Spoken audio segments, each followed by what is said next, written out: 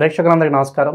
ప్రస్తుతం మన స్టూడియోలో ప్రముఖ ఆధ్యాత్మికవేత్త, వేదిక్ ఆస్ట్రాలజర్ గోనుగుంట్ల సురేష్ బాబు గారు ఉన్నారు. గురువుగారితో మాట్లాడేద్దాం. నమస్కారం గురుగారు. మణికంఠ గారు నమస్కారం అండి. గురుగారు, జూన్ మాసంలో తులారాశి వారి పరిస్థితి ఓవరాల్గా ఈ నెల ఏ విధంగా ఉండబోతుంది? మంచి ఫలితాల కోసం ఎలాంటి రెమెడీస్ అండ్ జాగ్రత్తలు వీళ్ళు తీసుకోవాలి? సో మనకి తులారాశి జూన్ మంత్ ఫలితాలు తెలుసుకునే ముందు జూన్ మంత్లో ఒక అద్భుతమైన రోజు ఉందండి. అది పౌర్ణమి. జూన్ మంత్లో మనకి జ్యేష్ఠ మాసంతో అసోసియేట్ అయి ఉందండి. దాదాపు జూన్ మాసం మనకి చతుర్థి అష్టమి నవమి నుంచి దాదాపు మనకి జూన్ మాసంలో జ్యేష్ఠ మాసం కూడా కలిసేసి ఉందన్నమాట.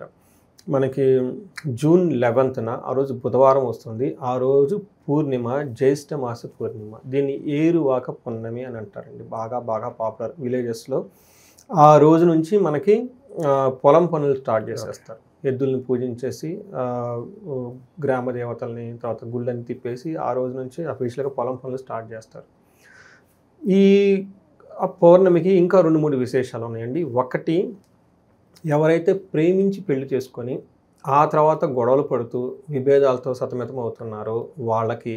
రెండోది, భార్యాభర్తల మధ్య సరైన అవగాహన లేకుండా పర్టికులర్గా హస్బెండ్ ఏమంటారు ఇంటి పట్టుకోకుండా తిరుగుతూ కనుక ఈ టైప్ సిచ్యువేషన్స్ ఎవరైనా ఉన్నా, భార్యాభర్తల మధ్య అన్యోన్యత ఎవరికైతే తెలియదు వాళ్ళకి అన్యోన్యత పెరగాలనుకున్న వాళ్ళు ఈ రోజు అత్యంత పవర్ఫుల్ అయిన రోజు. వాళ్ళకి ఒక రెమెడీ ఉంది.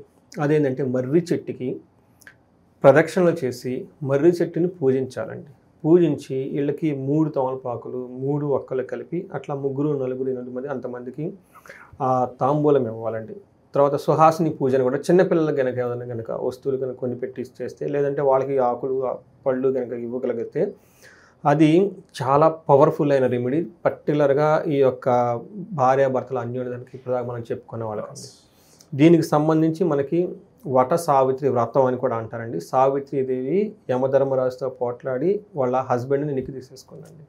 అంత పవర్ వాళ్ళకి ఎక్కడి నుంచి వచ్చింది అంటే ఈ యొక్క ప్రక్రియ చేయటం వల్ల ఆ పౌర్ణమి రోజున వటవృక్షానికి అంటే మర్రి చెట్టుకి పూజ చేయడం వల్ల ఆ పవర్ వచ్చిందండి. ఎందుకంటే very easy and powerful remedy, అందరూ చేయాలని చెప్పేసి నేను కోరుకుంటున్నాను.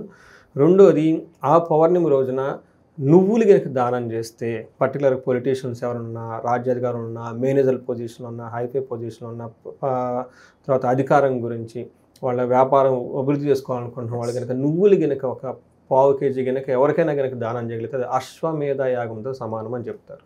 రెండో పవర్ఫుల్ రెమెడీ, అది కూడా ఆ రోజే. మూడవ రెమెడీ, ఇది ఏం చెప్తారంటే విపరీతమైన పుణ్యం రావాలన్నమాట. అంటే మనకి ఎప్పుడైతే మనలో పాపాలన్నీ పోతాయో, మనలో ఉన్న నెగిటివ్ ఎనర్జీ పోతుందో పాజిటివ్ ఎనర్జీ ఆటోమేటిక్గా అక్యుములేట్ అవుతుంది. ఎప్పుడైతే పాజిటివ్ అక్యుములేట్ అయితే మన ఆలోచన ధోరణి అంతా చక్కగా ఉంటుంది. ప్రతి పని చాలా ఈజీగా చేయగలుగుతాం. అలా కనుక ఎవరైనా విజయం రాకుండా కష్టాలు పడుతూ ఉంటే, అయ్యో లైఫ్ ఏంటి ముందుకు పడుతుంది అనుకున్న వాళ్ళు కనుక ఉంటే ఆ రోజున ఉదక కుంభ దానం అంటారు. ఇది సంస్కృతంలో భయపడద్దు, ఏం లేదు, వాటర్ బాటిల్ ఇచ్చేయటమే దానం. మన ఇంగ్లీష్లో ట్రాన్స్లేట్ చేస్తే ఉదక కుంభం అంటే ఉదకం అంటే నీళ్లు, కుంభం అంటే చెంబు లాంటి పాత్రలు అంటే ఇప్పుడు వాటర్ బాటిల్ని దానం చేసేస్తే అయిపోతుంది. దీనితో పాటు గొడుగును దానం చేసిన, చెప్పులు దానం చేసిన, దీనితో పాటు గంధము దానం చేసిన, తర్వాత ఇలాంటి జ్యూస్లు ఇలాంటి ఏవి దానం చేసినా కానీ అత్యంత పుణ్యం వస్తుంది.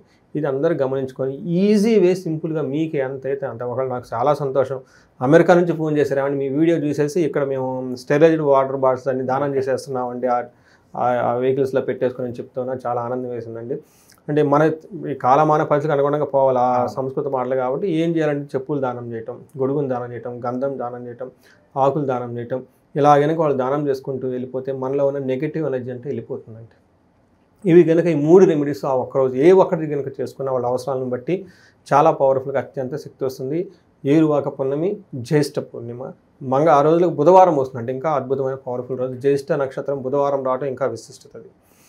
అది ఇర్రెస్పెక్టివ్ అందరు రాసులు. ఇది ఎవరినన్నా వేరే వాళ్ళకి షేర్ చేయండి. వాళ్ళు కనుక చేస్తే ఆ పుణ్యం మీకు వస్తుంది.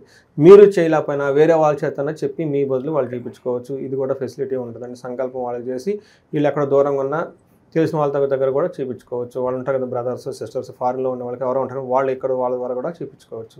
ఇది అందరు చేయించి చక్కగా ఉండాలని చెప్పేసి మనం కోరుకుందాం. తులారాశి వాళ్ళకి ఈ మంత్ కనుక మనం చూసుకుంటే జూన్ మంత్ కొంచెం మిక్స్డ్గా ఉంటుంది వ్యవహారం ఏది చూసినా కానీ. అయితే తులారాశి వాళ్ళకి ఇంకొక హ్యాపీ న్యూస్ ఏంటంటే గురువు మారటం వల్ల ఇప్పటిదాకా జాబ్లో ఏదైనా ప్రెషర్స్ ఫేస్ చేస్తున్నా, ఇబ్బందులు పడుతున్నా, ప్రమోషన్స్ వచ్చినా, ఈ లాస్ట్ మే మంత్లో నాకు ఎక్కువ కాల్స్ తులారాశి వాళ్ళ నుంచి వచ్చాయి. ఇది కూడాను స్వాతి నక్షత్రం వాళ్ళు చాలా ఎక్కువ మంది కాల్స్ వచ్చాయండి నాకు.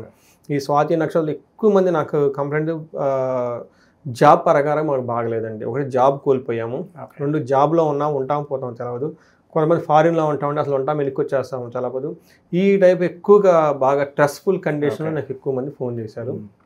అయితే నేను వాళ్ళకి చెప్పింది ఏంటంటే మే 14 తర్వాత బాగుంటుంది, మే 19 తర్వాత ఇంకా బాగుంటుందని. ఎందుకంటే గురువు మారటం వల్ల వీళ్ళకి అష్టమంలో గురువు ఉండి చాలా ఇబ్బందులు పడ్డారు. ఆ గురువు ప్రభావం మారటం వల్ల డౌన్ టు లైన్ చాలా బాగా ఇంప్రూవ్మెంట్ ఉంటుంది. అయితే ఈ మంత్ వీళ్ళకి మిక్స్డ్గా ఉంటుంది. అదేంటో చూద్దాం మనం. మనకి సూర్య గ్రహస్థితి కనుక పేరు బలం కనుక మనం చూసుకుంటే వీళ్ళకి రా, రీ, రు, రే, రో, తా, తీ, తూ, తే అన్న అక్షరాలంతా మనకు తులారాశిలో ఉంటాయి. గ్రహస్థితిని బట్టి కనుక చూసుకుంటే సూర్య సంచారం మిథున రాశిలో జూన్ 15 వరకు ఉంటుంది. బుధ సంచారం మిథున రాశిలోనే జూన్ 6లో ఎంటర్ అవుతారు. శుక్ర సంచారం మీన రాశిలో మే 31 నుంచి జూన్ 29 వరకు ఉంటారు. వాళ్ళు అక్కడే. కుజుడు సింహ రాశిలోకి ప్రవేశిస్తారంటే వీళ్ళు జూన్ 7న ప్రవేశిస్తూ ఉంటారు అనమాట. ఈ యొక్క చేంజెస్ వల్ల వీళ్ళకి ఎలా ఉందో మనం చూద్దాం. వీళ్ళు చూసుకుంటే సూర్యుడి వల్ల వీళ్ళకి మిక్స్డ్ రిజల్ట్, ద్వేషపూరితమైన వాతావరణం ఎక్కువగా ఉంటుంది. ఇప్పటిదాకా రియల్ ఎస్టేటు ఇవి ఏదైనా కనుక పొలాలు అమ్మాలనుకున్నా లేదంటే అమ్మాలి కొనాలనుకున్నా అలాంటి వాళ్ళకి వచ్చినట్టే వచ్చే అవకాశము కొంచెం తప్పిపోయే అవకాశం ఎక్కువగా ఉంటుంది. లేట్ అయ్యే అవకాశం ఎక్కువగా ఉంటుంది. ఆటంకాలు కలిగే అవకాశాలు ఎక్కువగా ఉన్నాయి. అయితే ఇప్పటిదాకా ఇళ్లలో ఎవరైనా కనుక లేడీస్ ద్వారా కానీ లేదంటే స్త్రీలు అయితే జెంట్స్తో కానీ ఎవరైనా కనుక బాధలు పడుతూ ఉంటే యువత జన బాధ అంటారు పడుతుంటే వాటి నుంచి ఉపశమనం వస్తుందండి వీళ్ళకి. సో బాగుంటుందని మనం చెప్పుకోవాలి. అంటే ఒక రకంగా చూసుకుంటే వీళ్ళకి మిక్స్డ్గా ఉంది అని చెప్పుకోవాలి. సూర్యుడు వీళ్ళకి కొంచెం ఇబ్బందిని కొంచెం ప్లస్ అనుకూలాన్ని కూడా ఉన్నారు. సూర్యుడు వీళ్ళకి 9th హౌస్లో ఉండటం వల్ల ఏమవుతుందంటే మనకి సంస్కృతిలో ఏం చెప్తారంటే మహర్షులు నిందాపరాధ కలహం నిర్దోషచ్చ ధనక్షయ పుణ్యలాభార్థ నాశాచ విచారో నవమే రవి అని చెప్తారు. నవంలో కనుక సూర్యుడు ఉండటం వల్ల ఏమవుతుందంట నిందాపరాధం వీళ్ళని వృధాగా నిందిస్తూ ఉంటారు. కలహం గొడవలయ్యే అవకాశం ఎక్కువ వస్తుంది.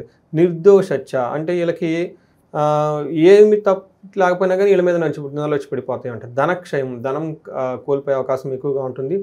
పుణ్యలాభార్థ నాశ పుణ్యకార్యాలు కనుక ఏదైనా చేస్తే దాంట్లో వీళ్ళకి ఏమంటారు ఆ ఫలితం లేకుండా కోల్పోయే అవకాశం ఎక్కువగా ఉంటుందని మనం చెప్తారు. అయితే 3వ ఇంట్లో దృష్టి ఉండటం వల్ల ఎన్ని జరిగినా ఓవరాల్గా బాగుంటుంది వీళ్ళకి. అంటే ఓవరాల్గా బాగుంటుంది. బట్ లోన అప్స్ అండ్ డౌన్స్, అనవసరమైన నిందలు పట్టడం, అనవసరమైన ఆటంకాలు రావటం ఇవన్నీ జరిగే అవకాశం ఎక్కువగా ఉంది. 11వ ఇంట్లో వీళ్ళకి కుజుడు ఉండటం వల్ల ఇది ఒక బెస్ట్ టైం. కుజుడు వీళ్ళకి చాలా యోగ్యతను ఇస్తున్నాడు మనం చెప్పుకోవాలి. కుజుడు ఏమవుతుందంటే ఆరోగ్యం, అర్థలాభం, సంతోషం, వస్త్రలాభ కృత్, యత్న కార్యానుకూలత్వం, ధైర్యం ఏకాదశికే కుజే. 11వ ఇంట్లో కుజుడు ఉండటం వల్ల చాలా చక్కటి యోగ్యతను ఇస్తారు. ఏ విధంగా అంటే వీళ్ళకి ఆరోగ్యం బాగుంటుంది, అర్ధలాభం బాగుంటుంది, సంతోషంగా ఉంటారు. వీళ్ళకి షాపింగ్స్ అవన్నీ చేసేసి వస్త్రలాభం తీసుకుంటారు. యత్న కార్యానుకూలత్వం ఏదైనా కనుక పని చేస్తే అందులో ఖచ్చితంగా రిజల్ట్ వీళ్ళకి అనుకూలంగా ఉంటుంది. ధైర్యవంతంగా ఉంటారు. అంతేకాకుండా ఇష్టమైన వస్తువుల ప్రాప్తి, భూలాభం, రియల్ ఎస్టేట్ రిలేటెడ్ ఎవరైనా కనుక చేస్తూ ఉంటే ఇందాక మనం చెప్పుకున్నాం కదండి ఆటంకాలు కలుగుతాయి, బట్ ఓవరాల్గా లాభం ఉంటుంది వీళ్ళకి.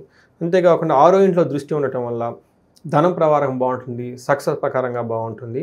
అయితే 2వ ఇంట్లో దృష్టి ఉండటం వల్ల డిస్ట్రక్షన్ ఆఫ్ ఫైనాన్స్, ధనక్షయం, ధనాన్ని కూడా కోల్పోయే అవకాశం ఎక్కువ. ఇదే నెగటివ్ సైడ్లో కుజుడిచ్చేది. మనకి శుక్రుడు 7వ ఇంట్లో ఉండటం వల్ల ఇది మంచి పొజిషన్ కాదు. బట్ దృష్టి 1st హౌస్లో ఉండటం వల్ల కొన్ని విషయాల్లో అనుకూలంగా, కొన్ని విషయాల్లో ప్రతికూలంగా ఉంటుంది. ఫేవరబుల్ అన్ఫేవరబుల్ కండిషన్స్ ఉంటాయి. మనకు ఫేవరబుల్ కండిషన్ కనుక చూసుకుంటే వీళ్ళకి కోపం స్తథాభీతి, ఎప్పుడు కోప్పడే అవకాశం ఎక్కువగా ఉంటుంది. భయం కలిగే అవకాశం ఎక్కువ ఉంటుంది. క్లేశ జీవితం ఎప్పుడు ఏదో ఒక ట్రబుల్స్తో ఉంటుంది. స్త్రీ జాడ్యం, మేహ రోగాది భృగో సప్తమే అంటే లేడీస్తో గొడవలు పడే అవకాశం ఎక్కువగా ఉంటుంది. మనసు విభేదాలు వచ్చే అవకాశం ఎక్కువగా ఉంటుంది. అదే స్త్రీలు అయితే జెంట్స్తో విభేదాలు వచ్చే అవకాశం ఎక్కువగా ఉంటుంది. స్త్రీల వల్ల మనకి కష్టాలు, లేదంటే పురుషుల వల్ల కష్టాలు ఎక్కువ వస్తాయని చెప్పుకోవాలి. అయితే వీళ్ళకి లవ్, రొమాన్స్, ప్లేజర్ ఇట్లాంటి విషయాల్లో చాలా బాగుంటుంది. ప్రేమ వ్యవహారాలు, అన్యోన్యత, దంపతుల మధ్య అన్యోన్యత విషయంలో ఓవరాల్గా వాళ్ళకి సుఖంగా, భోగంగా, చక్కగా, హ్యాపీగా ఉంటారు. వీళ్ళకి కుజుడు అంటే ఓవరాల్గా మనం చూసుకుంటే వీళ్ళకి ఒక 70-75% చాలా బాగుంది ఈ తులారాశి వాళ్ళకి. అంటే ఇప్పటిదాకా నాకు ఇందాక చెప్పినట్టు కాల్స్ ఎవరన్నా వచ్చి ఉంటే ఈ సిచ్యువేషన్ స్లోగా ఒక్కొక్కటి బయటపడేసి ఒక మంచి పొజిషన్కి వెళ్తారు. ఈ తులారాశి వాళ్ళు మా ఉగాది ఫలాలు, రాశి ఫలాలు కూడా చెప్పుకున్నాము. ఒకసారి అవి కూడా చూస్తే ఆ పరిహారాలు కూడా చెప్పడం జరిగింది. ఓవరాల్గా ఎలా ఉండబోతుందో అందులో వివరించాను. 12 రాశులు ఒక బెస్ట్ రాశిగా ఉండేది తులారాశి. గురుగారు, ఇక ఈ రాశిలో ఏ నక్షత్రాలు ఉంటాయి, స్పెసిఫిక్గా ఆ నక్షత్రాల వాళ్ళకి ఎలా ఉండబోతుంది గురుగారు? మనం నక్షత్ర ఫలితాలను చూసుకుంటే చిత్తా, స్వాతి, విశాఖ 3 నక్షత్రాలు ఉంటాయి. చిత్తా నక్షత్రం వాళ్ళకి క్షేమంగా ఉంటారు, పరవాసం, ఫారిన్ వెళ్ళే అవకాశం ఎక్కువగా ఉంటుంది. ఛాలెంజెస్ కనుక చూసుకుంటే రోగము, దరిద్రము, దేహపీడనము, ఇవి ఛాలెంజెస్ ఎక్కువగా ఉన్నాయని చెప్పుకోవాలి. స్వాతి నక్షత్రం వాళ్ళకి అగైన్ క్షేమంగా ఉంటారు, పరవాసం ఉంటుంది, దరిద్రము, రోగము 2 చూపిస్తుంది. ఫైనాన్షియల్ క్రైసిస్, హెల్త్ ప్రాబ్లమ్ చూపిస్తుంది. స్వాతి నక్షత్రం వాళ్ళకి క్షేమంగా ఉంటారు, రాజ్యలాభం ఉంది, పరవాసం ఉంది, ఫారిన్ వెళ్ళే ఛాన్సెస్ ఉంది, ప్రమోషన్స్ వచ్చే అవకాశం కూడా ఎక్కువగా ఉంది.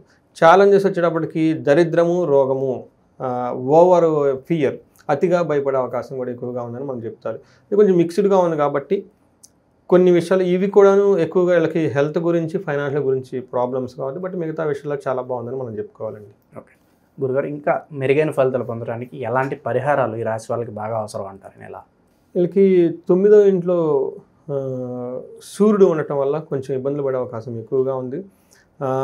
శుక్రుడు కొంచెం అనుకూలంగా 7వ ఇంట్లో ఉండటం వల్ల హెల్త్ రోగం వచ్చే అవకాశం ఉంది. శుక్రుడికి అధిష్టానం లక్ష్మీ అమ్మవారు కాబట్టి శుక్రవారం పూట జాగ్రత్తగా ఉండటం, తులసి చెట్టుకి దీపం పెట్టడం, ఇవి చదువుకుంటే చాలా బాగుంటుంది. దేహ పీడనము సూర్యుని వల్ల వస్తుంది కాబట్టి సూర్యుడికి ఆర్గ్యం చేయటం, తర్వాత అగ్నిహోత్రం చేయటం, అంతకుముందు ఎవరైనా కనుక ఉంటే మనకి సంధ్యావందనం ఎక్కువగా చేయటం, వీటితో పాటు ఆదిత్య హృదయ స్తోత్రాన్ని కనుక చదువుకుంటూ ఉంటే చాలా బాగుంటుంది. ఓవరాల్గా క్షేమం, కుజుని వల్ల బాగా యోగ్యతను ఇస్తున్నాడు కాబట్టి బాగుంది. బుధుని వల్ల పరవాసము, ఫారిన్ వెళ్ళే అవకాశం ఎక్కువగా ఉంటుంది కాబట్టి వీళ్ళు విష్ణు సమూర్తికి సంబంధించిన ఆలయాలు దర్శించుకుంటే చాలా బాగుంటుంది. హైదరాబాద్కి దగ్గరలో పెంజల్ల, బెంగళూరు నేషనల్ హైవే మీద ఉంటుంది, అనంత పద్మనాభ స్వామిని దర్శించుకుంటే ఇంకా చాలా బాగుంటుంది. ఇవి కాకుండా వీళ్ళు పర్సనల్గా ఇంకా ఏమైనా ఛాలెంజెస్ ఉంటే వాళ్ళు మన్యు పాశుపత అభిషేకం చేయించుకున్న, చండీ పారాయణము, చండీ హోమం చేయించుకున్నా కానీ చాలా అద్భుతంగా ఉంటుంది. వీళ్ళకి మనకి రాజ్యలాభం కూడా చూపిస్తుంది కాబట్టి ప్రమోషన్స్ రావాలన్నా, లేదంటే నాయకత్వ లక్షణాలు కావాలన్నా, సీనియర్ లెవెల్ మేనేజర్స్గా ప్రమోషన్స్ అలాంటివి కావాలన్నా రాజశ్యామల యొక్క యోగము అవి చేయించుకుంటే, యాగం చేయించుకుంటే ఒక 2 days 3 days దీక్ష కొట్టేసి మంచి ఉన్నతంగా ఎదుగుతారండి. ఓకే, ఓవరాల్గా జూన్ మాసంలో తులారాశి వాళ్ళందరికీ కూడా ఏ విధంగా ఉంటుంది, ఎలాంటి రెమెడీస్ చేసుకోవాలి, మీ మాటలు అద్భుతంగా వివరించారు గురుగారు. ధన్యవాదాలు. నమస్కారం.